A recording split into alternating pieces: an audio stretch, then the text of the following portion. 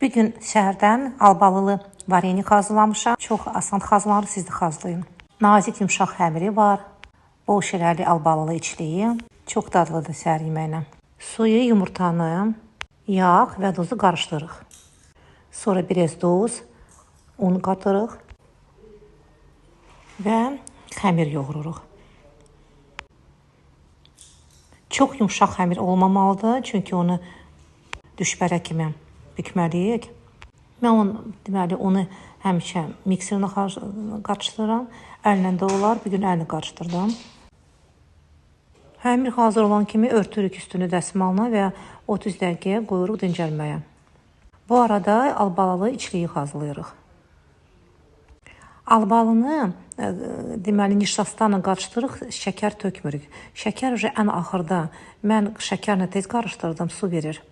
Deməli, içliyi qoyan kimi xəmirə üstünə şəkər vurursan, onda su vurmayacaq. Başqa dəfə belə eləyərəm. Deməli, xəmir lavaş formasında açılır. Stakanla belə yumru dairələrə bölürük və içliyi qoyuruq albalını. Və varenikləri başlayırıq belə forma verməyə. Gürzə kimi forma vermək olar, ya da elə belə qıraqlarını bərk basıb hazır olur. Suyu qoyuruq qaynamağa. Biraz suya duz vururuq və varenikləri başlayırıq bir-bir suyun içinə dökməyə. Bax, burada qaynamış suya dökürük varenikləri.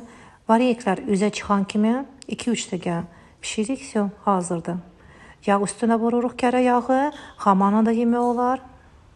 İçli kartuşkandan da olar, kəsmikdən də olar. Ətlə də hazırlayam, çox dadlı olur.